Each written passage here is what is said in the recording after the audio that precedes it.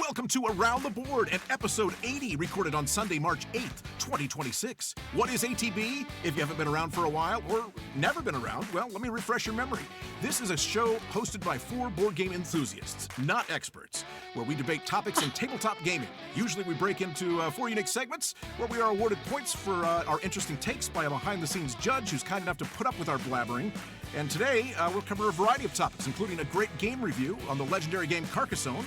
We'll talk about the games that got us into the hobby, and we'll talk about the weight of games and debate how it should be measured. Without further ado, I should say, I want to present to you your hosts, Daniel Connors, John Theismann, Kelly McLaughlin, and I'm Andy Barnett. In the words of Judge Mills Lane, let's get it on! Guys, I got to take a moment here and just applaud Andy. He did that in one take. After one take, years, Andy is what we call him. He finally did it in one take. Hey, you know what? Wonders never cease. It's like he's done this before. Yeah. 80 times. Just never in one take. Something like that.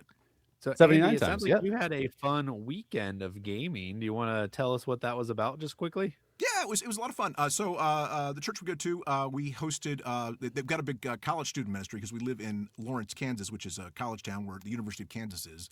And so we hosted college students for a board game night. And these were students that were not in the hobby, and it was all new to them pretty much. And we got some volunteers from our community to come out, which everybody that came out was awesome, very professional, and we taught some games. We just had it laid out so they could stop at a table and learn a game. And I think we had 10 different tables going and 10 different games, and it was a lot of fun. I think we introduced some people that wouldn't know about the hobby into the hobby a little bit, and I think we're going to probably get some sales out of it. I think quite a few people wanted to buy Skull King, and actually, I forget the guy's name. I should know this, and I feel bad that he's going to watch this. He's like, you don't know my name? The guy who made Oopsie Poopsie was there, and he was a hit, man. He was. I mean, everybody loved that. That was cool. good. I was like, you've reached your audience. It's great. So they had a lot of fun with that one. Nice. Job, I guess we have to bust out Oopsie Poopsie and actually play it. We're going to have to. I mean, I will say I was on Board Game Rundown this week, and Mike was in the audience, and we talked about Oopsie Poopsie quite a lot. So I think at this point, Mike, I think I need some moolah because we've pushed your game. No, just kidding. hashtag not a sponsor yet. It's just kidding. We don't want any sponsor drama. Jeff Pritchett. Jeff Pritchett. Right? Jeff Pritchett? Yes, Jeff. Yes. I called him Mike. I'm so sorry. That's okay. I messed up left At and least right. I got it right eventually. Look what I got to put up with you guys. I'm really sorry, Jeff. I'm sorry. All right. Well, we, Kelly and I, we went, and Andy, we went to our cabin con where we got to play dozens of games throughout the weekend. That's always a great time. How many games did you guys get in? Do you know? I got in 18 unique games. Ooh. Wow. Yeah, I was about there. Yeah, 16 or 18. I don't think I quite got there, but I slept a lot more than you guys. You also left early, I did leave loser. a little early. I know. Who leaves a board game con early? Family, Shoot. you know. Golly. Yeah, you missed out our epic 4-hour game of Vantage. Yeah. Oh, really? Funny. Wow. Yeah, it was 4 hours. I was playing with Philip and Brian Johnson, and we were both friends of the show. And we won the game in like 2 turns, as seems to be kind of normal. But there's always an option to keep going to get your ultimate destiny. And then I died. And then it says, well, if you feel like you haven't played long enough, you can come back to life. And there's a mechanic for that. So we're like, sure. So I came back to life. Then I died again. And Brian and Philip were like, I'm still not ready to quit. So I came back to life. And we kept playing for 4 hours. It's a fun game. But all I know is that's crazy. We were trying to play something next to you. I don't remember what it was. But Isle of Skye. Isle of Skye. We could not get We the got directions 2 out of games here in. because you guys were so freaking loud. Well, and I'm like, it was your idea, right, to play Vantage, or was it Philip's? It was my idea, but Philip. You should have known what you were walking into. He is an RPGer, and that is a bit of a storytelling game. No, I was ready for it. I wanted to play it, but it did highlight that I'm ready to make this claim, just like The Mind or Telestrations. I don't think Vantage can be considered a game. I think it's just an activity. It's an activity. Yep. Yeah. I'm So is gonna D&D die not on a that hill game? Is because D&D not a while game? it's fun, all I was doing was reading cards, making decisions, Yep. and I will say I was ready at 3 hours to be like, I think I'm good. But we played Yeah. about an hour more. I finally had to throw in the towel. I was like, guys, Are you really going to start something with Stonemeyer? Come on. hey, it's not a shame to say something's not a game. It's just saying like games have rules and a winner or a loser, whether it's the game or the person. And if you just have rules, then it's not a game, it's an activity. Just like puzzles. Puzzles are rules. The rules are the shapes have to match each other, but there's no winner or loser. You just do it. So you don't like Isn't polyomino that games? just Is that what like you're saying? I do like cooperative? polyomino games, but those have a winner and a loser. That's the key point. Winner, loser, winner, loser. If you don't have that, it's an activity. It's That's actually my, quite that's my hot easy. take. It's quite easy to tell these, Daniel. If it's a co-op, you're a loser. Did you not get a participation trophy? That's what BG stats are for. That's my participation Yeah. trophy. Like, look at all the Okay. things I've done. Oh, hey, by the way, I got to say something about this con too, because I went to this cabin con, if that's what we want to call it. But I need to make another apology. This is a show of apologies, so we'll just get them all out of the way. I want to apologize to the creator of Fliptoons because I played it, and I don't know what I was thinking. I gave it so much crap. It was a lot of fun. It was really fun. So I also played Challengers, and it was not as fun. So I compared the two. Ooh, And really? Challengers was okay. It was fun playing in a tournament, but it was not. Fliptoons was definitely more to it. And so I want to apologize. I actually went out and bought the game already, just because I think it'll be good for the Wow. family. And yeah, so there you go. It was a You great probably game. didn't. I finally you probably got didn't it. win challengers this time. That's probably what the problem was. Yeah, that's probably it. I didn't win Fliptoons either. But see, an old dog is never too late to change his colors. Is that what they say? To change his Yeah, games. we'll go with that. Whatever. Teach an old dog new tricks. Hey, speaking I'm- of game. Oh, go ahead. What you got? Oh, I was gonna say I think your Fliptoons Challenger comparison is great because I feel like Fliptoons took what Challengers was trying to do and they refined it and they actually made it a much better experience. You know, trying to get your deck down to 6 cards so that they flip and then all of them kind of matter together after they're flipped as opposed to one-on-one. So yeah, definitely a better experience and better than Challengers by a mile. Now, I will They're say just different. I wouldn't is say it's better. Challengers is a unique thing to play with, and it's cool that you can play with 8 people and all that, but it's not something I would do regularly. That's But for you know sure. what the best thing about Fliptoons and Challengers are? What's that? We're gonna have tournaments at FBC Game Con where you can play For both of Fliptoons those. and Challengers in a tournament, which is just playing the game over a couple of times, and then if you win, you get a copy as well. Wow. Also, just come to FBC Game Con April 10th and 11th, and we are giving away over 300 games, and we're going to have so many games being taught. We'll have a great board game library to choose from, and so much fun and entertaining. So just come to But FBC Game Daniel, Con in Gardner, I Kansas. want to go. I just can't afford to go because it costs so much to get in. Well, that's the sir, problem. I have great news for you. What? It's free. What? No. Yeah. That's right. Also, go watch our video that John and I did of the unboxing of the 300 games we are giving away. We didn't show every was single insane. 300 of I them, would but hope we not. showed about 100 of them. So if you want to Wow. see We some showed of some the of the better amazing games that we are giving away at FBC Game Con for free, then For check out that free. video. And then, of course, check us out in person, April 10th and 11th. Well, are we ready to play some games? Yeah. Do it. Sure.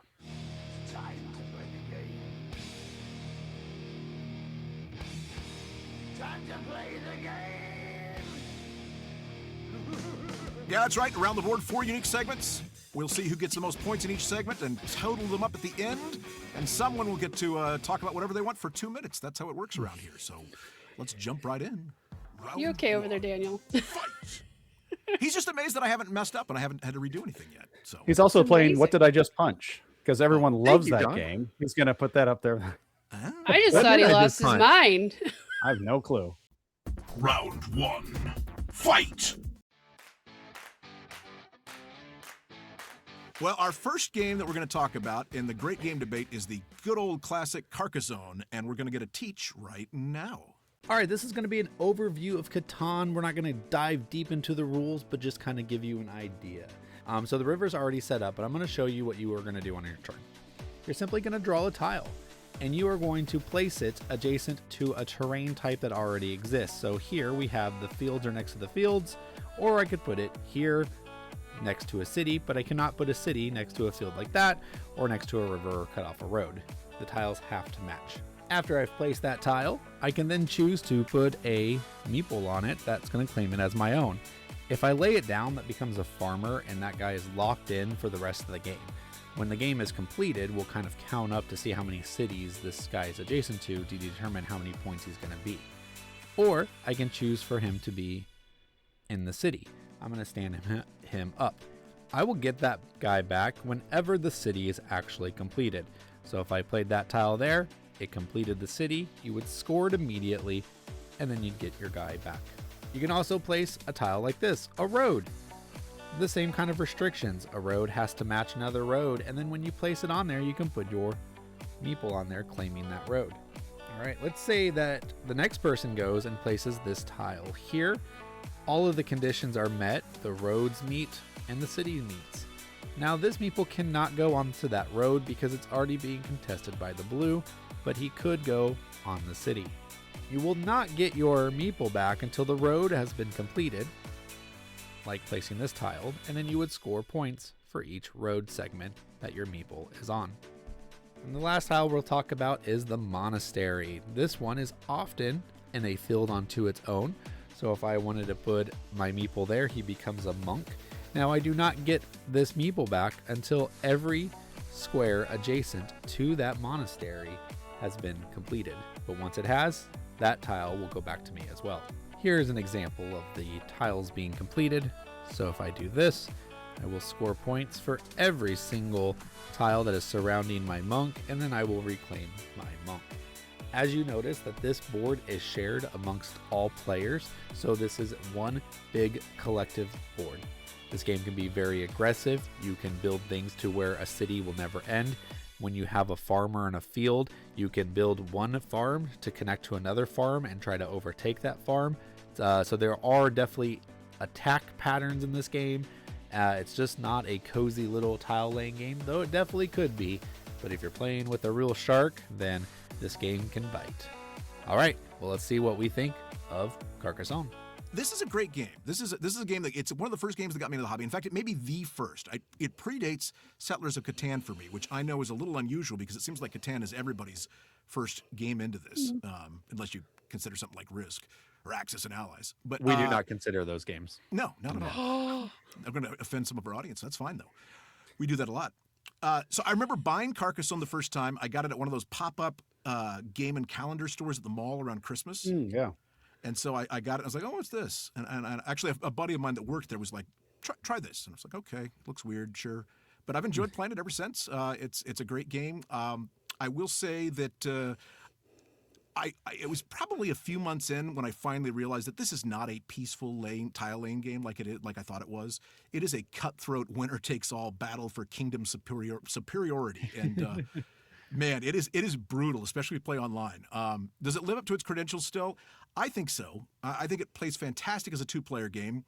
It's not bad at 3 or 4 either, but if you get into 5 and 6 territory, oh boy, you want to find something else to do with your life because it can really drag at 5 and 6. And this is a game that should not have analysis paralysis. Let's face it, there's not huge decisions here. And I say that knowing full well that I'm the AP king, and we call it Andy time around here. So this is a game that shouldn't have that. But if you played 5 and 6 and you got a little analysis paralysis going, it can drag. It can drag. For me, Carcassonne is more of a filler game these days. I can easily get a 2-player game in about 20 minutes. I admit I don't usually play with all the expansions, mostly sticking to the river and inns and cathedrals. So maybe I'm missing out on some fun stuff, but Carcassonne is always a lot of fun.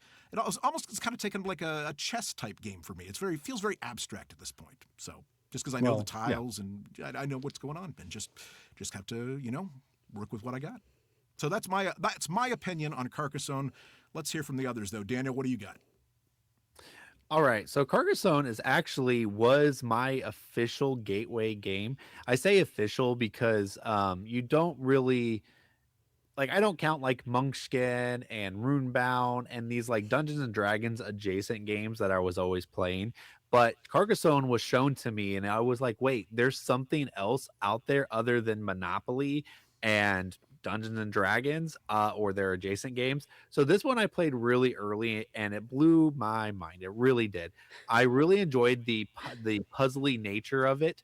I love how you had to make those quick choices about the roads, like that when you place the roads, the meeple comes back. That's always like an interesting thing of like how long do you keep that in, and then you can play, as Andy said, it's a very take that kind of game because you can keep extending that road where you thought you were going to close it off, but then your opponent comes in and keeps extending it. Yeah, you're getting more points, but you don't get your meeple back, and that's always problematic. You also have the cities that are super intriguing because you're kind of vying for position. And usually if you, a rookie mistake is that you place into a city and you think, oh, this is my city. But someone like Andy, who's very like, well, no into this game, he's going to build into your city, and he planted several meeples in his city, and then he overtakes you. Snipe and it. that's that exactly. And that's always a frustrating moment in those games. But once you know it's coming, you can kind of prepare for it. And then also, but I will say the thing that is the worst about Carcassonne is the farms.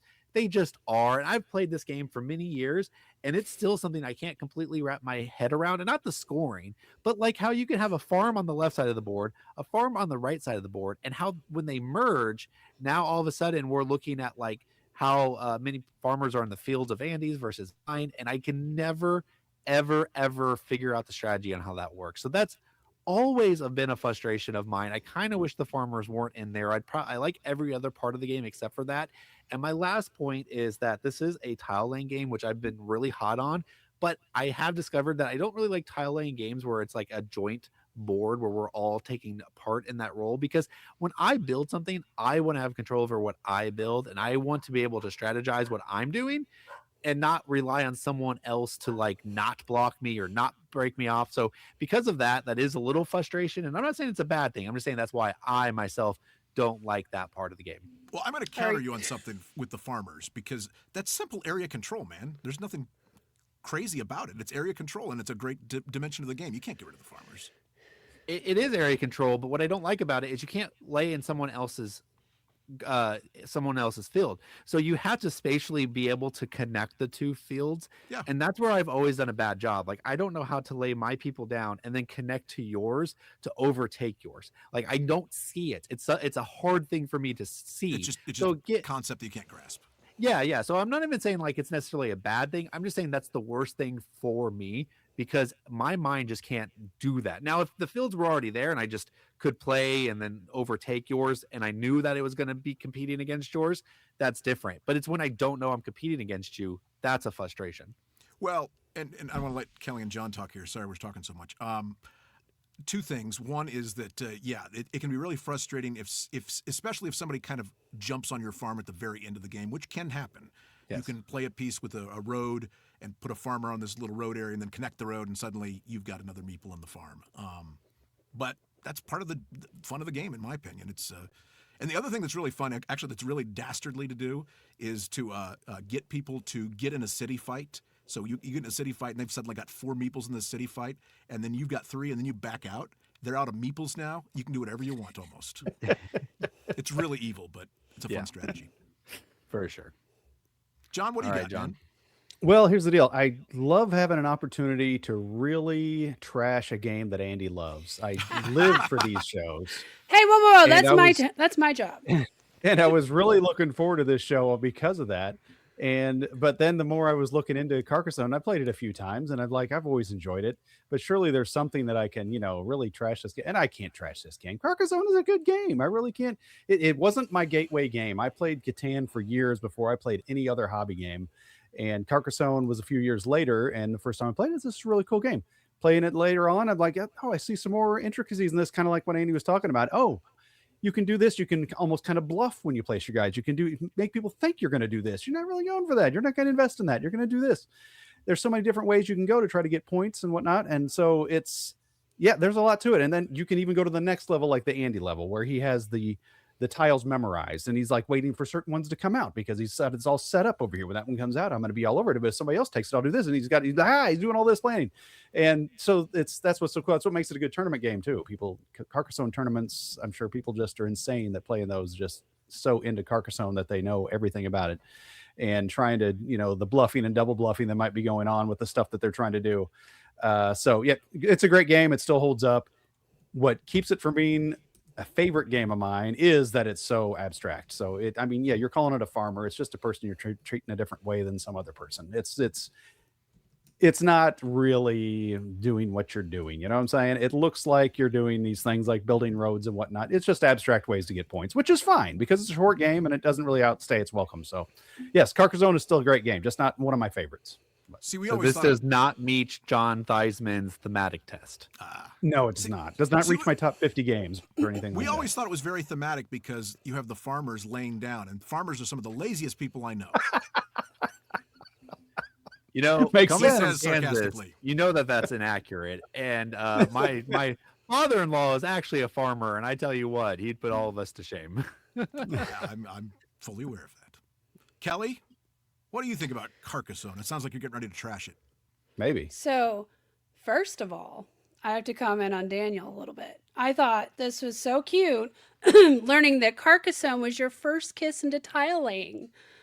And then it helped you realize later in life, like, what it is you love about tile layers. That was just precious. But anyways, let me get stretched out here because Andy, grab your Band-Aids. Here comes some boo-boos. Oh boy. What John couldn't do, I will fulfill here. I mean, Carcassonne, yeah, draw a tile, place it, slowly build out this medieval map of cities, fields, monasteries, roads, whatever's in the expansion. Who cares? Who's played them all? Definitely not me. You can put a meeple down, like you said, claim stuff, score points, whatever. That's it. And I agree on the point of there's two ways you play this. It's either turns are super fast because people don't care, or you play with Andy or somebody else that takes an ungodly amount of time to put a tile down. I'm already forgotten what I want to do. I'm going to be on my phone, which makes me a jerk. But am I the jerk, or am I the one just trying to not kill myself? Because it's not my turn for 15, 20 minutes. So for that, not interested. I don't think we've ever played Carcassonne together, Kelly. We have actually. I don't We think actually we have. We'll have to Oh, look I it up think in- we have. We'll look at BG stats, but I don't think so. It I could don't have been think before I started logging. so. Yeah. But yeah, I mean, sure, for the most part, rules are easy. Obviously, if you get into the weeds of it with the expansions, there's going to be a lot more going on in that sense. And if you stick with the base, I can see why it could be deliverable to new players, to be fair. Because who wants to read a really thick rule book? Now, I will say, I can at least say I respect that it's a classic. It's got name value or whatever. The people know what it is usually when you hear about it. You know what But else it is? What? It's a Spiel des Jahres winner. Well, there you go, because go. that they always know how to pick them. No offense, Spiel. But like I said, am I going to be reaching for this on game night? Absolutely not. It is just fine. It's not amazing. I guess it's not.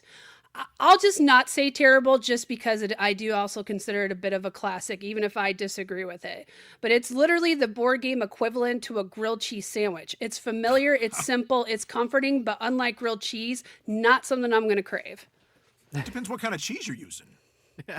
That's true. Got some Colby Jack in there? What do you got? A little sharp cheddar. Would the Colby Jack be the catapult expansion? Yes, I I think was it going would to be. say I was going to say maybe you need to add the dexterity aspect to Carcassonne for you, Kelly.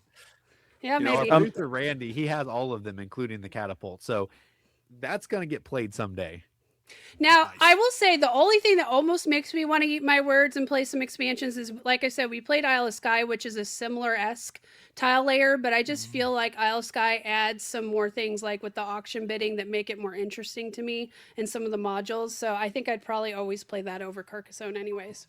Different games. One thing different though, kind of games. last time I played Carcassonne was 6 players, and 3 of the people had never played it before, and Oh, it did see. not go very long. So it was What? fine. It We- didn't go very yeah. long. No, it Usually went fine. those games people go just long. people did their snappy turns. We went around, we played, had fun. So they just didn't care. I see. Okay. To my point.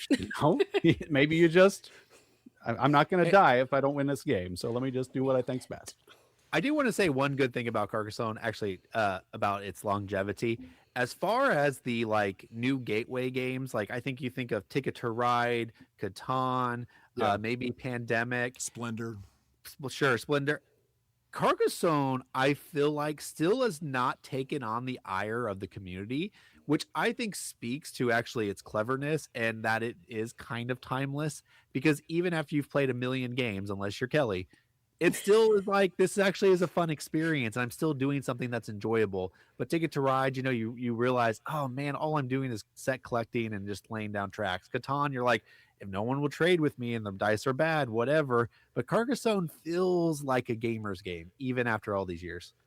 I would completely agree with you there. Although I've had Ticket to Ride rejuvenated a little bit in me because I've been playing the Legacy version. It's actually pretty dang cool. But that's Can't Ticket to compare Ride that. Legacy. That's I completely know different. Legacy's totally different.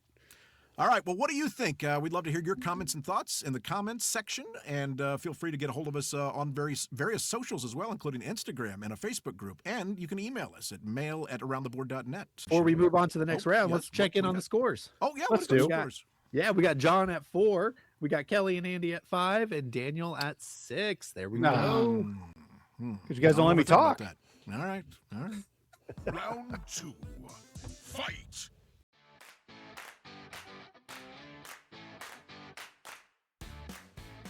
Round 2 should have probably been round 3 because it's about the 3 games that either got you into the hobby or the way I understood it, the first 3 games you got when you got in the hobby. That's the way I did it. I didn't because I've talked enough about Catan. I've talked enough about those games. I wanted to talk about personally. I'm going to talk about the 3 games that I bought when I got in the hobby, and I think we'll probably do this one at a time. I'll do one. We'll go around 3 times, and everybody do their 3 games. But number 1 for me, this is actually pre-hobby probably, because it's a 2011 game, and I didn't really get into the hobby till like 2015, and it's called Deadwood, and it was at Target.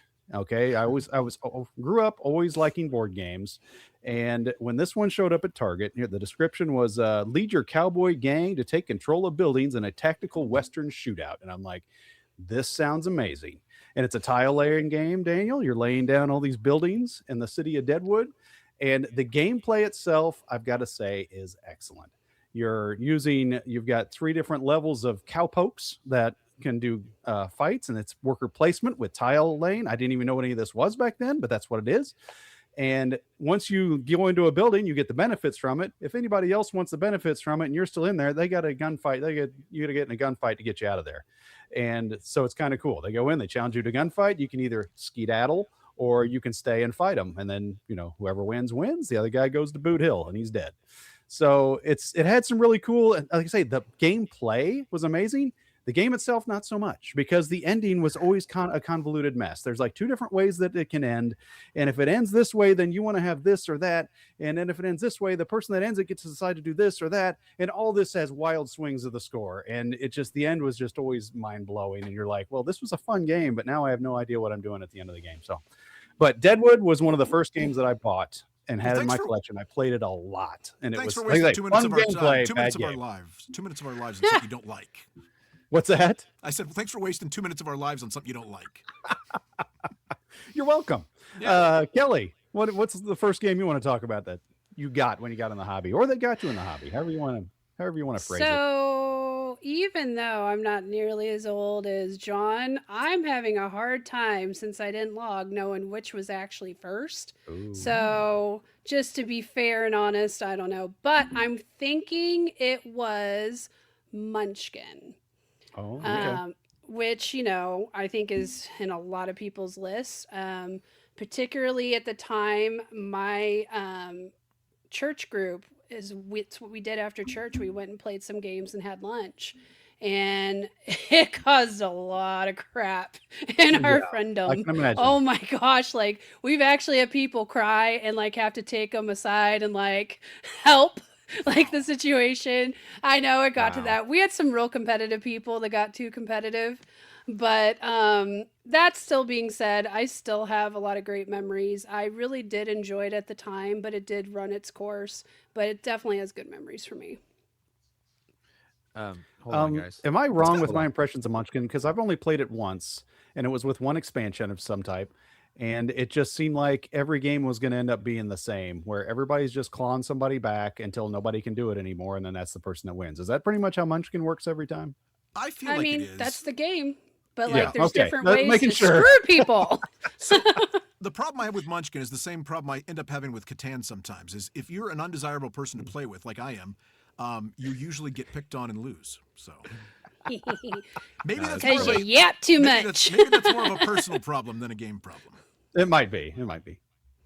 Kelly, Munchkin would have been on my list, but I kind of went the John route, and I'll explain that when it's my turn. But the fun of Munchkin is the travel. It's not the destination; it's the journey. And there's no better game that gives you a funner and more memorable journey than Munchkin. So I'm definitely on the Munchkin bandwagon. My man. Andy, what you got? Well, I've already talked about Carcassonne, obviously. That was probably the first game that got me into it, but this one was a close second, I should say, and that would be Vegas Showdown. It's a simple worker placement bidding game where you save up money to try and strike at the right time and get the right tiles to put on your tableau. You're building a casino and hotel, and the different tiles interact with each other depending on how they're next to each other. You have different resource tracks. You've got an income track, a population track, and it's a lot of fun. It still holds up. We played it, in fact, about a month ago, and enjoyed it still. It's very basic, but it introduces people to some of the mechanics that are common in our board games without overwhelming them completely. So I stick by it as a really great game that I don't think gets enough credit. That's Vegas Showdown. Okay. Oh, this is the one that used to be really ugly till they redid it. Got it. Yeah, this is the one with the paper board. No, this right? is this one they haven't redone. You're thinking I don't of think they've ever redone this one. And Boards it of does have a- it does Vegas have a paper Showdown, board. right? Yeah. I see a brand new photo of a Was there a new different. version? Yeah, there's a new version. We're gonna Make have sure to it's the same fact game. check you. Yeah, I was gonna say we'll have to fact check that. So on Board Game Geek, fact check Oh. that. I don't know if you can see it, guys. You're right. That's You're a right, whole different thing. Of course I am. Shh. Wow. Whoa. Okay, we'll be showing people. So they upgraded the paper seats. mats. Yeah, they did. Wow. That's awesome. Yeah, the paper mats will get you. That and the flimsy poker chips, but whatever. All right, Daniel, you going to talk about Munchkin too? No, I'm not going to talk about Munchkin because, again, Okay. it was funny. We planned this episode a while ago, but then we put it on the shelf and then we came back to it. And I think John was onto something. I think we talked about the first ones that we bought, but we kind of devolved a little bit. So mine are more along those lines. So John and I did a top 10 where we went back in time and we kind of thought what our first top 10 ever would be. And I kind of wanted it to advance it from there. So I went with the ones that actually got me in the hobby, like Carcassonne, Catan, Ticket to Ride were the first 3 games I played that said, wait, there's more out there. And then when I became a hobbyist, these were the games that cut my teeth. And that would be Sentinels of the Multiverse. This was the first time I realized that I could play a solid, mechanically sound game that let me pretend to be a superhero. They all had unique storylines. It was like playing a Marvel comic with generic heroes. And I absolutely adored this game. And I played it the crud out of it for its existence. The next one was Battlestar Galactica, where I was just shocked that an intellectual property game could be so engaging. And this is the first time I ever played a game that made me go, I have to watch this movie. Because I'll tell you what, when you're a novice to gaming and you play a game with a secret traitor, boom, that will blow your mind. Imagine playing Dungeons and Dragons, but you Was never a secret know Hitler. The first one for me that we was won't go into that one. But this is a great the concept of the game was just, it blew my young mind. And then my first Euro that I really was this is super cool was Power Grid. And I know we've reviewed Power Grid before, but this really showed me the range of board games that were out there, all the way from the Ameritrash to these card games to an economic Euro game with bidding involved. And oh my gosh, guys, this is what we all hope to help other people experience when we are trying to teach games to new people, kind of like what Andy did at the beginning of the show. It's you want those people's eyes to light up and go, wow, I did not know anything like this was out there. And those we just want them to see the light. That's right. And those 3 games for me were 100% that. I love them. Sorry, Cool. John. I know you said one at a time. I did all 3 of mine at once. You I did. hope You just that's kind of okay. jumped. That's the gun. okay. You ham. The rest of us will just go around and do our other 2 real quick then, Daniel. Thank you for setting the bar. I know. I should have went first. Yeah. That's all right. I'll do my other 2 here real quick. The other ones I have, after following up to Deadwood, surprisingly enough, when I did first go to a hobby store, was Colt Express. I saw Colt Express there, saw it was an award-winning game.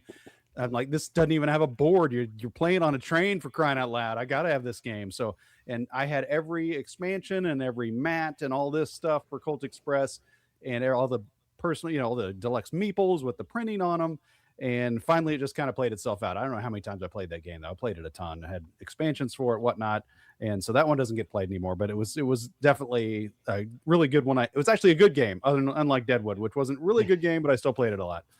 And then the last one I have was I acquired it when I went to the very first International Tabletop Day because there was games being raffled off.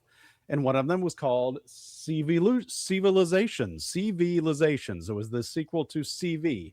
And I'm thinking in my young mind, you know, about in games, I'm like, oh, I've heard of Civilization. I think that's supposed to be a good game. I'm thinking of Sid Meier's Civilization.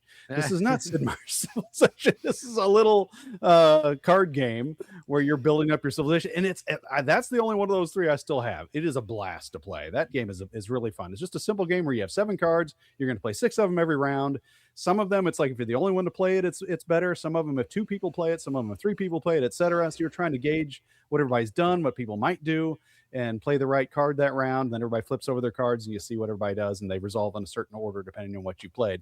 And then you're trying to get things to build up your civilization. And it's really cool. It's a quick, fun game. Civilizations, if you played CV, if you're not aware of CV or whatever, this one's better than CV anyway. So this one's really good. So that would be my 3. Has anybody else ever played Civilizations or heard of it? No, but I just assumed it was about resumes. The one with the dice, that's what right? CV means. Yes. Then that's what the original gossip CV expansion? was. What's that? The one that had the gossip expansion, if I'm tracking? No, I think that's probably CV. Yeah. Oh, then no. Well, this is better. This is better. Well, let's play it. I don't know. I really love the other one, but okay, so for me, one of the funny things looking back on was Pandemic was one of the first few. I remember actually watching it played on the tabletop show with Will Wheaton. And so I went out and got it. And it's really funny looking back now because we played it and like the idea was cool. But I was like, man, why am I not enjoying this game as much as I thought I would? Well, kick it years later. It was a co-op. That's why. So that's one that I did play, got rid of, but the one that really got me was actually a gift from my brother. Usually people cannot buy me board games unless they really know me. But my brother, who doesn't know nothing about nothing, just randomly picked up Legendary, the deck builder, and got that for me for my birthday. And I wigged out because it was Marvel, it was a deck builder, and it was an actual good game. Oh my gosh. And so that's like one of the epic first games that really got me in. I had so many expansions. The thing's a beast. It had so much playing power. So I didn't realize you were new enough to the hobby where Legendary could have been your first game, Kelly, because I was like years into the hobby before Legendary came out. I'll have to double check when it came out, but it definitely felt early because it was like 31st Century Games, which has been closed forever. Yeah. It was 2012 is when Legendary came out. I'm kind of a Legendary aficionado. Yeah, I would say that. I'm going to fact check myself. No, that sounds about right because I feel like it was like about 2010 when I really started learning about real games. I played all the old ones, Monopoly, Risk, Skippo, all that stuff, and always loved like card games, but I didn't know there was better games till YouTube. There you go. Ooh, fascinating. So does that? I'm wondering now. Both you and John are really younglings in the industry compared to Daniel and I. It sounds like. Daniel, when would you? What year do you think you first started playing a real game? Well, like I was playing Dungeons and Dragons since I was in third grade, and then I was always in game stores. So when I finally discovered, and I even played Muchkin the year it came out in the year 2000. But like literally, I didn't really know. I didn't cling on to it until like 2007 when I was like married, because then it forced me to kind of like stay inside a little bit more. So role playing was bad for that. So then that's when I started discovering board games. But it was a spattering for a couple of years. So I may be your elder, all of you, because I think I got into 2005 is when I got Carcassonne. So there you go. Which I think was only a year old at that time. So. When I started playing, like I was almost always one of the only girls. So I mean, the industry's changed so much. Like I kid you not, I could count on my hand now there's 2 or less. Now there's 2 girls. Now there's 2 girls. No, you're right. It has changed a lot. It's reached a lot of people. It's not just old D&D nerds now that are playing. It's it's all kinds of. I think actually pre-COVID, when we were getting the maximum amount of people at our second Friday game nights, a lot of times it'd be like 30 girls and like 29 guys or 28 guys. It was a lot of women playing. So yeah, Representing. That's right. That's right. Breaking those board game glass ceilings or something. There you breaking go. them. That's right. Andy, what's your other two? Well, my other two, real quick. Well, I got to mention this one while I think about it. Daniel mentioned the betrayal aspect in a game, and for me, that first game was also in a very early game, and that was Shadows over Camelot, and that was a lot of fun. It was a co-op, but had that betrayal aspect. I liked that a lot. In fact, I wish I would have hung on to that because I think it probably would be worth something now. But, It's worth a lot. Yeah.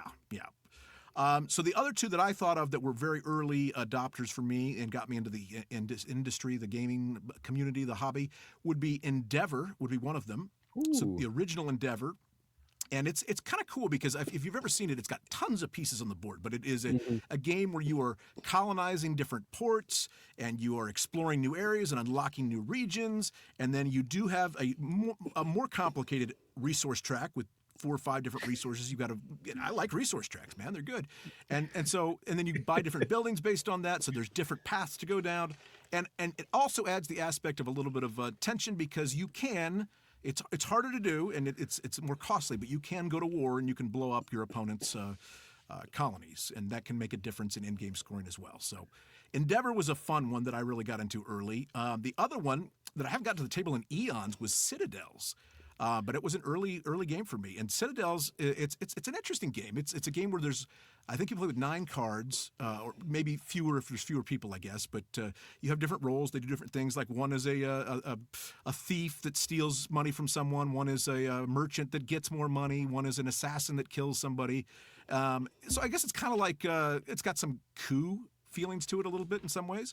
But what's cool about it is that it is very much a early kind of deduction game. You have to deduct what's going on and kind of try and plan for that and see what people are doing.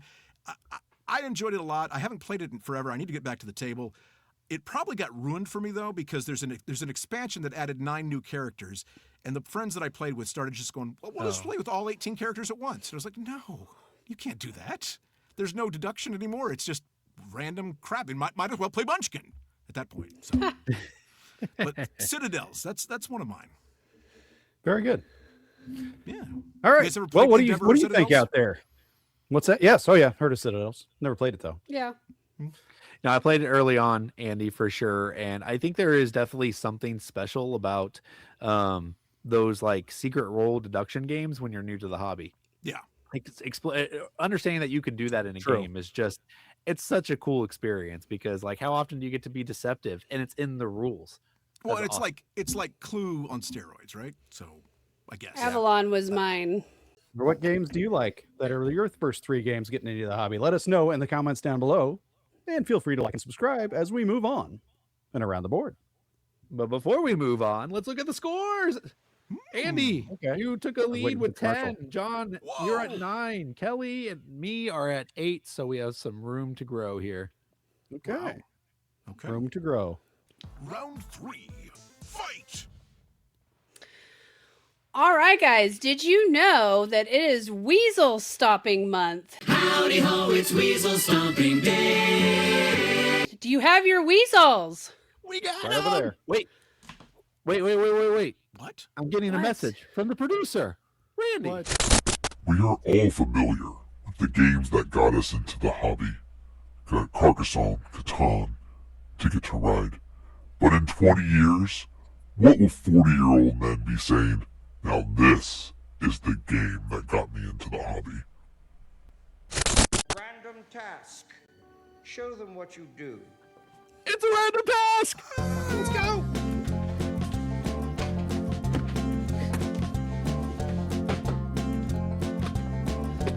There we go. Am I the first one back? I got Almost. one, baby. My headphones are all twisted up. Twisted. Okay. All right. So, according to our producer, it is random task.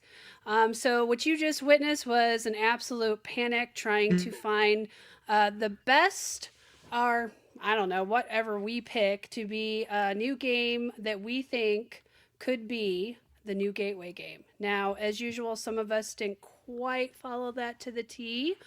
Me being one of them. Mine is just not necessarily new game, but it's something that not necessarily someone be like, oh, it's a Gateway game, right? So my choice was, and I know Daniel's gonna love this one, is Marvel Remix. So I love this game because I actually have used it as a gateway game with friends that aren't necessarily gamers. So it's, I love it because it's like 20 minutes. You can play this game 3, 4, 5 times in a row. And sometimes that's great when you're really into it. It's hand management. You can play up to 6 players. It still plays great at 2, which is one of my things. And you're building a team of heroes and villains from the Marvel Universe, of course. And you want to assemble the highest scoring combo. So you draft cards. You have a hero deck, villain deck, discard pile. You have to choose one of them. You end like with 7 cards, and one other thing it's a big deal is you need to have a hero, ally, and 1 villain at the end. That's very important. And then, whoever scores the most wins. And I like that there's things that you can do where you kind of lose your score if you don't get the right combos of cards together. It's so easy to teach. It does need to be mentioned. It's kind of a sexier retheme of fantasy realms, in my opinion. I love Marvel. Much better. So yeah, it's just between the artwork, the theme, the core mechanics are always fantastic in either game, and that's why it's my choice, because I think it's got it all. As much as I hate to pump up someone else's choice, yes, this, for those of you that like fantasy realms, but you're like me and you're like, why does the tree of Endor have to be with the cloud of Mojave or whatever? Who cares? It's some made up piece of stuff. It's like, and that's the theme guy. Like, I know what Captain America needs a shield. It makes sense. Okay. I know when the Hulk when Bruce Banner turns into the Hulk, he's powerful. That makes sense. Yeah. It takes fantasy realms and makes it so much better. So yes, love it. I am going to have to check this out because I do like fantasy realms. Where's the expansion? Is what I want to know. Exactly. They need it. So good game, but my goodness, Kelly, I don't know if anybody's going to get into the hobby by playing this game. No one's going to be like, are you kidding? Remix. I need to know what else is out there. I've already proven it. I've done it. Well, the producer will be the judge of that matter. Yes. It's true. That is true. What if I brought the producer in with that game? Who knows? Who knows? No one knows. No one knows. Andy, what do you know? Thank you for throwing it to me. I appreciate that. Sorry, I totally blanked. Can we start that again? I'll do it again. Let's do it again. Okay, Andy, what do you think? Do it again. Oh. Okay, well, Andy, what do you think? What's your pick? Well, I think your pick is okay, but my pick is way better. And so I picked one that is a fairly recent game. It's out within the last 2 years. And this game, you might surprise you guys, but it is Looot. That's L-O-O-O-T. That does surprise me. Yes. Yeah, that really surprised me. That seems simple enough. Your turns are very simple. You're putting out one of your Vikings, or you're taking away a card, or a tile, I should say, and you build up your board, score bonus points by blocking people on the main board and getting different tiles, and they score different ways on your board. It's a little area control, little tableau building, and working towards specific in-game achievements. It really it scratches that itch for me of just a good game. I don't know how to explain it. It just feels good, but it's simple enough, and it's I think anybody can get into it. I don't think it's too complex. It kind of makes maybe I like it so much because it's hexagon placing like Heaven and Ale, and there's something about hexagon placing that just makes me feel good. It's very satisfying. It does something to me. Yeah, it's very Isn't this the satisfying. one we played at Daniel's where we kept getting the rule book wrong and played the game completely wrong? It is. You're going to have to be a right. lot more specific than that, Kelly. It sounds about That's right. true. That's true. Because that doesn't seem like a good gateway just for that reason. The people we're that have played it seasoned can't get it right. Yeah. We played it wrong one time, but yes, I think it's a great game. I think it's not Okay. too long, not too complex. What you do on your turn is pretty simple, honestly. Yeah. And it was a Kenner Spiel des Jahres winner. A Kenner Spiel des Jahres winner. That means medium weight. There you have it. How could this be an intro if it's medium weight? Oh, Yeah. the You Spiel des Jahres have misunderstood the assignment. They've gotten weak over the years. That's a good one. I didn't know you He's played not that wrong. one, Andy. Yeah, I like that game a lot. You were there. We played it Apparently I at was your there. house. It was your Wait, Do copy. you have a copy of Loot, Me? Andy? I don't think he does. He No, I forgot don't. where Raid the Task is. I wasn't going to say anything, but no, it's not in my collection. But it needs to be. disqualified. Oh, got him. I thought I was going to get away with that. I was like, well, I'm not going to show it on screen, and hopefully. No, that was great, Daniel. That was a good catch. Holding up your game, when you talk about Yeah, it. 'cause it's yeah. off your Well, shelf. I still think it's the right answer, even though I don't own it yet. Wow. You always disqualify yourself, Andy. Good job. That's what everybody says. With a long pause. Like, did Andy freeze? I know.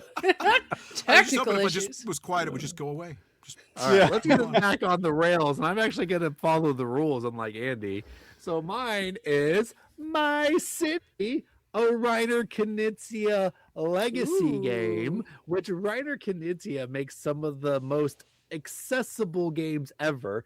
And then legacy usually is a terrifying word to people. Yes. But My City is designed for families, and it is a tile laying game. This game is so simple to learn, and yet it's mind-blowing, because what you do is you flip a card. It shows you a polyomino to place on your board, and that's all you do. But at the end of the game, you get to add stickers on your board. You add trees that you want to expose with surround with the tiles. You put rocks on your board that you got to cover. And then it unlocks diving into the mines. Then it unlocks railroads. And this game slowly and surely exposes people to all the different kinds of things that board games can do. And it holds your hand through the entire thing, all the while being an incredibly fun and engaging game from families to gamers.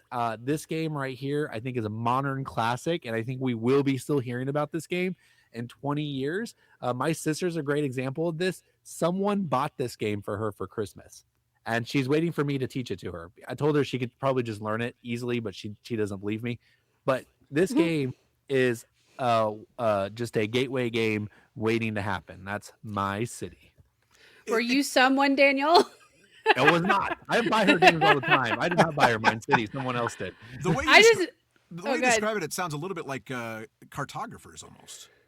Is that? Oh, I mean, yeah, but is it's not that a similar role comparison? comparison. Instead, it's cartographers that you flip over a card and there's a shape. Okay. But other than that, it's a lot different. Okay. Is it cooperative? No, it is not. It is thank competitive. Oh, okay. I thought it was. Okay. You are each making your unique city, and It's the there's legacy an overall thing winner that- over that the kept me entire off. campaign. But every game has a winner too.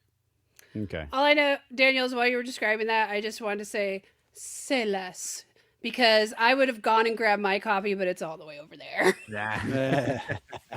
Anyway, so I think we came up with this idea shortly after Gen Con, because the game I picked was one that I got at Gen Con, which I don't even think it's out of retail yet. And that would be Ink, one of the most beautiful games you've ever seen. It's a very cool game, and it's one of those where it's easy to learn, but it's the decisions that you make with what you know, because it's a rondelle. Daniel, there you go, rondelle. But it's not a punishing rondelle, because you can land on the same spot you're actually on if you want to. If there's a tile there you want, there's no limit. You can go wherever you want. However, if you go all the way around too many times, you're going to pick up these things that mark off spots on your board. So it's kind of it's worth it to me. I'll mark off that spot, but I'm going to get this thing that I want. So it's a rondelle to kind of slow you down from getting what you want. But if you really want it, you can do that. That's what I like about it. And you're what it is a race to get all your little ink pots out. So everybody has two different color ink pots that you're trying to get onto your board. So you're creating your own little ink pattern to make the colors that you want. First one to get their ink pots onto their board wins the game. It doesn't overstay. It's welcome. There's cool little bonuses for when you do segments of a certain size that change every time. So you're going to have different powers that you're going to be able to activate every time. Really cool. I don't see how it's ever going to get old. It's really it's just a really fun game, and it's easy to learn. So there you go. Ink, beautiful too. Has awesome I mean, You sold components. me. I You hear- definitely grabbed the newest one, so Yeah. it's hard to Yes. criticize. Yeah. Shoot. I Can't think say it's not new enough. I just don't trust John. There's just too I many mean, games. that's You're not the my. judge. There's too many games that at he's least like, I "Oh, this is own a it, great game," Andy. and I'm like, yeah. For now, At you'll least be My giving it away instinct- next month. That's My true. I might instinct's give it away next usually year. not to trust John, but I have to say, as much as that's my instinct, he usually surprises me. And that is actually one that I thought looked cool. And I'm actually mad at you. You have not brought that to game night yet. I'm sorry. And also, if I'm actually recommending an abstract game, you know it has to be good because I don't That's do the true. abstract that much. So, That's fair. there you go. And also another defense of John, though I don't think he's going to win, is he is really good at picking out games for the muggles out there, for just the everyday people. And Did you those are call the them people that muggles? you want to What? Yeah, what to did you win. say? Say that Muggles. again. It's the people that aren't Muggle. into if I'm not people that aren't into Harry Potter. Those are the muggles. Oh, No, wait. okay. He's I- saying non-board gamers. That's what he Non-board gamers. means. He's using it in a generic sense. It really means people Okay. not into Harry I Potter. like that. We should start calling people that don't play games muggles. I like No that. thanks. So this is a word. If you're not a wizard in Harry Potter, you're a muggle. But some people Yeah. will say that about like if you're not in the in group. So if you're not in the group, you're a muggle. Like I Really? I haven't heard extended that. it. Don't worry, on. Daniel. Oh, really? John explained it. I Yeah. get it. I just don't know if it's mainstream like you're saying it is. It doesn't seem. Oh, it mainstream. definitely is. Let us know in the comments. Do you use muggles in everyday Is that conversation? mainstream? I think you do. All right. Well, there you go, guys. Let's go to the producer. Let's have him tell us who's the winner. Actually, Or is it usually is goes it gonna from do- 3 to 1. Yeah. Who's third place? Let's find out. Kelly. What? Kelly, you made it in the board. Win place or show. If you Andy's chose. not on the board, last, Kelly. this is like I demand. Andy a better be recount. last. John. There we go. Ink. There we go. I'll take my What? 2 points. I'll take my 2 points. As long as it's not Andy. Daniel. There you go. Was it really only due to disqualification? I guess so. I don't know. Take it up Oh. with the producer. All I know is I got first place. I got This. You guys are. Not today. You're punishing me for having the Kickstarter version that was the invisible copy. No. Ah, you I paid extra would. for this one for loot. You can't talk yourself out of this one, Invisible Andy. Final round.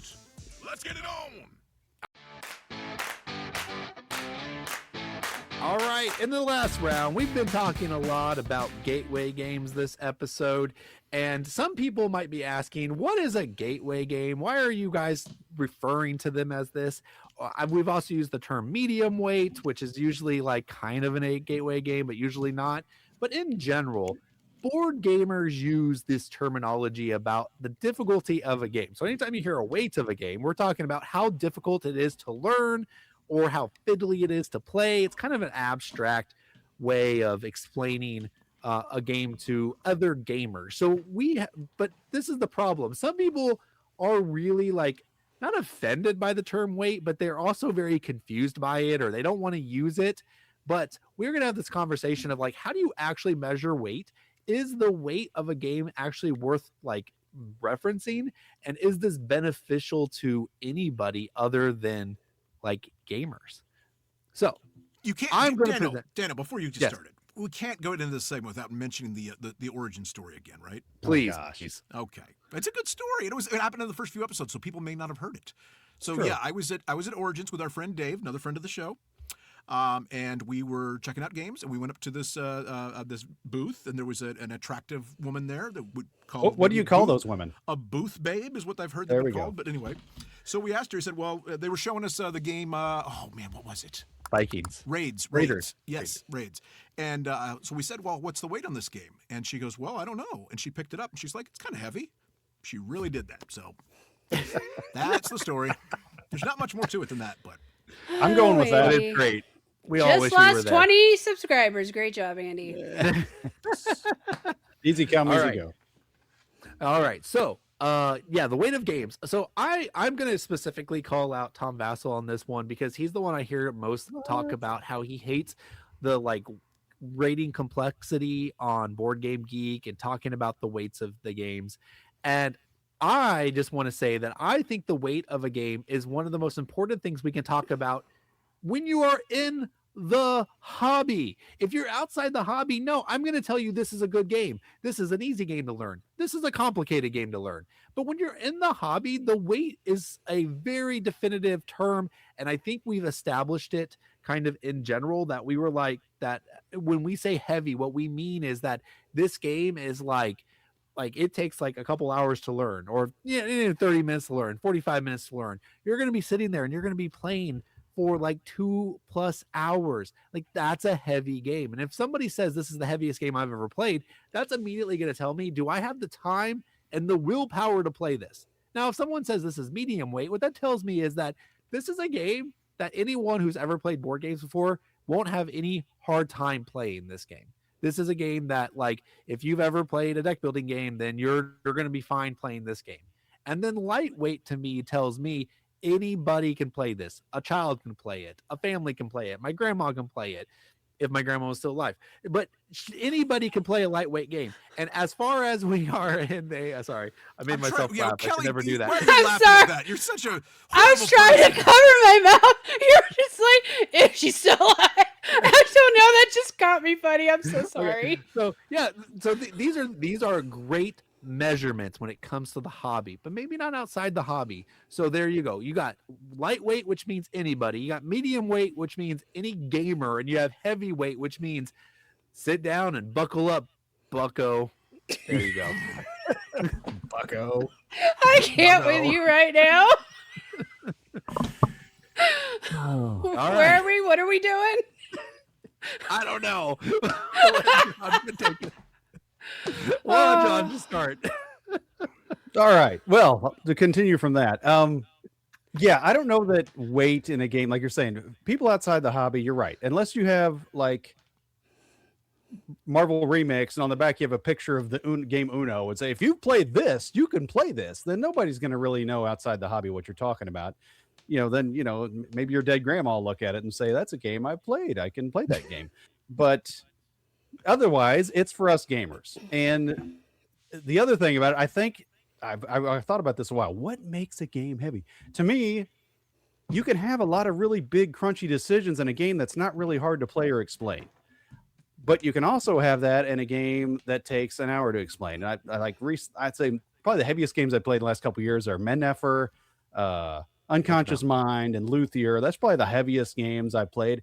And it's not like I didn't know what was going on. It's not like I didn't understand. It's not like it was confusing or complex. Oh my God, what? It was just there's a lot of things to remember. Maybe, I don't know. It's hard to really explain what makes it heavy because the decisions didn't really seem any more difficult than in other games that are easier to learn, if you know what I mean.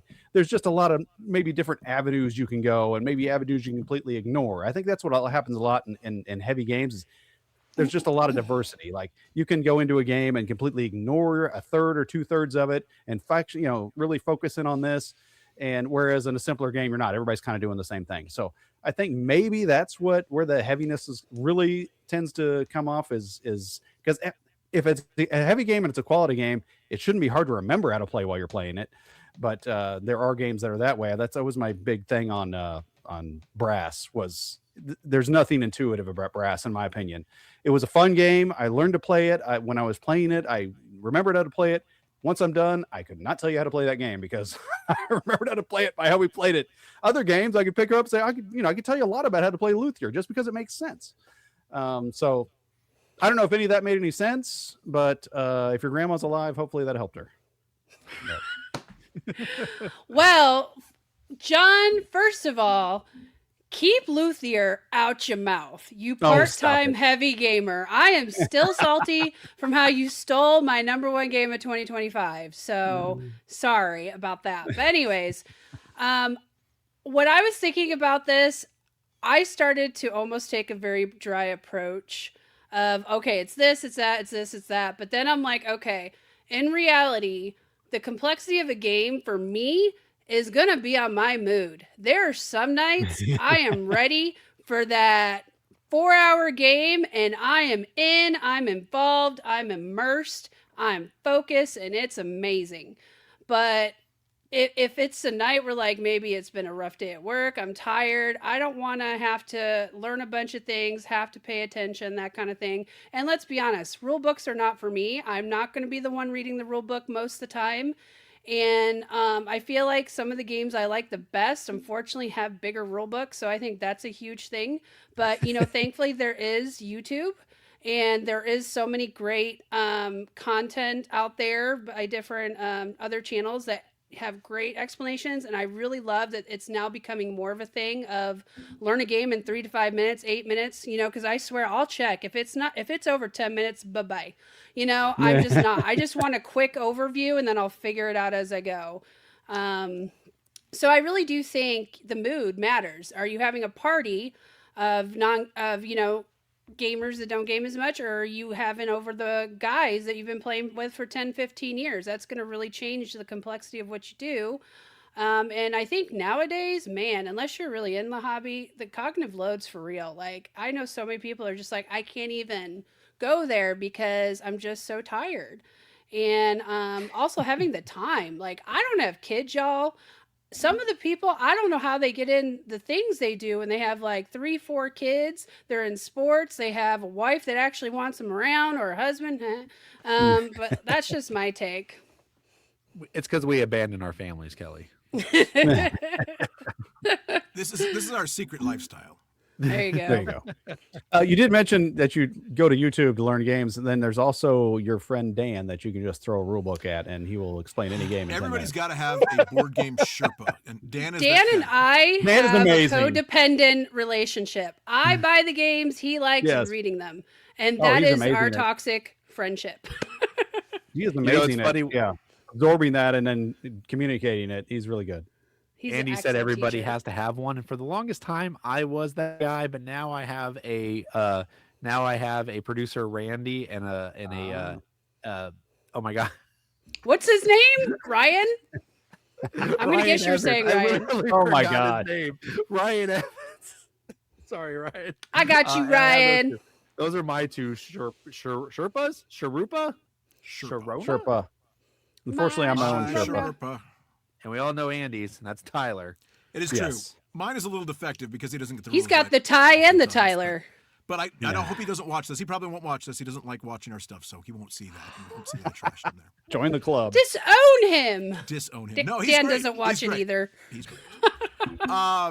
So, first of all, I think when you're talking about weight, you need to delineate between party games and strategy games. Okay. Because you can say they're really two different categories. I mean, as much as I like Flip 7 and I like some of these games, they're different than a strategy game. Let's face it. When we're trying to introduce somebody to the hobby, Flip 7's not going to do it. That's going to make them think, oh, there's a great card game. And in some ways, it'll just feel like, another Skip-Bo or something to them, or Uno or whatever. But if you want to get into actual strategy games and the weight, I think that you've got 2 or 3 things you need to consider.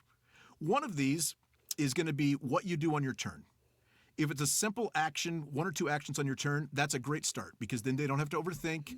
It's pretty easy to do. Now, I will say there's a lot of complex games that have made that a part of them. I mean, you think about Terraforming Mars, it's just 1 or 2 actions, and it's pretty simple actions, but it's a very complex game.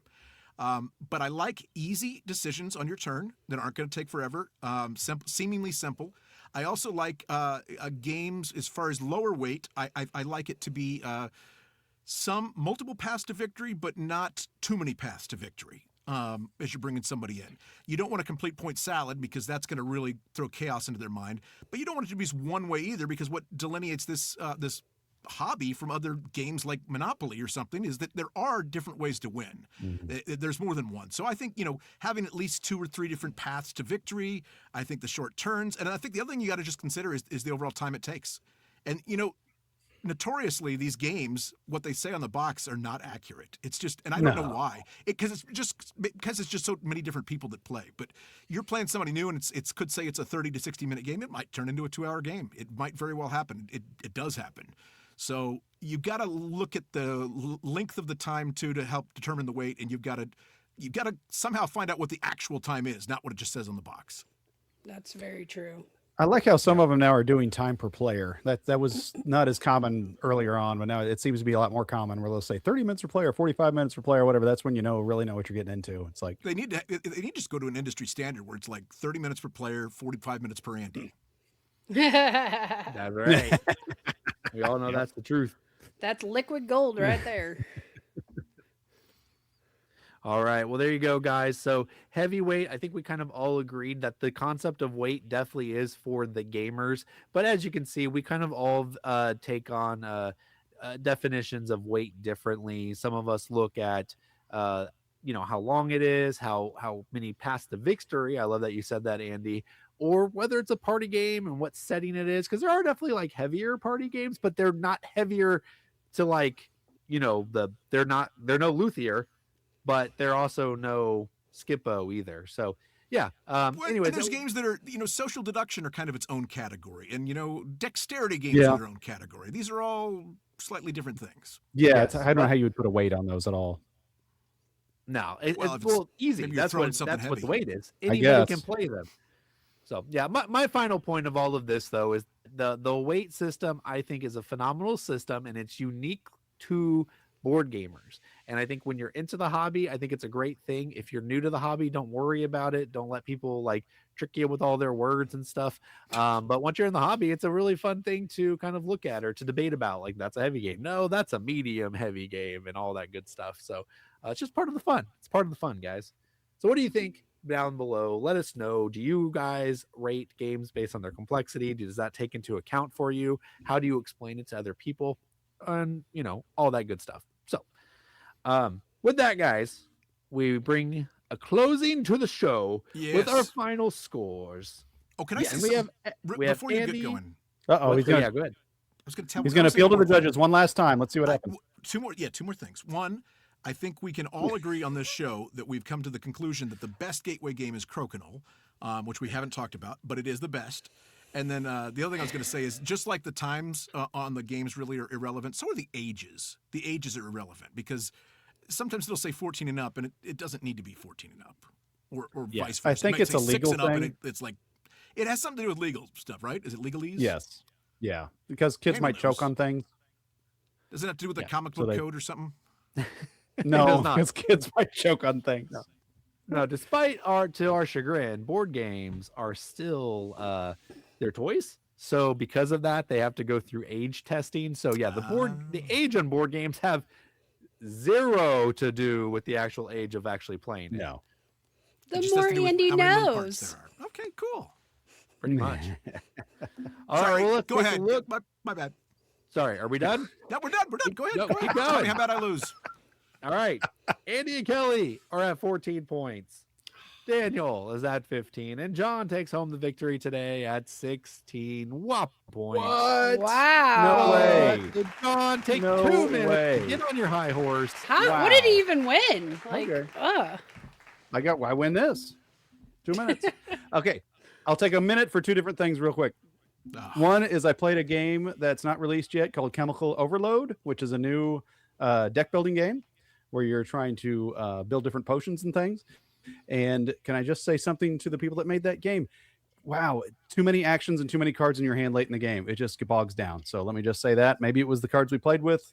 Future, maybe it'll be different. But wow, great game, great way it's designed. But at the end, I just had 80 cards in my hand, and I could do nothing. I could do everything I wanted. It really wasn't that much of a challenge. 2, tell me if you guys think this is a good idea. A guy that I work with named Brian that watches the show said, I can't believe you haven't had Mr. Monopoly on your show yet. We work with a guy that everybody calls Mr. Monopoly because he looks like the guy from Monopoly. I said, that would be a great segment. Let's have him on the show and talk about how he looks like Mr. Monopoly for 15 And then berate his game. Did you tell him we have the world famous Hansa? I didn't tell him that. He everybody watches knows the show. He Hansa. knows that. He watches the show, so he knows that. But I thought that'd be.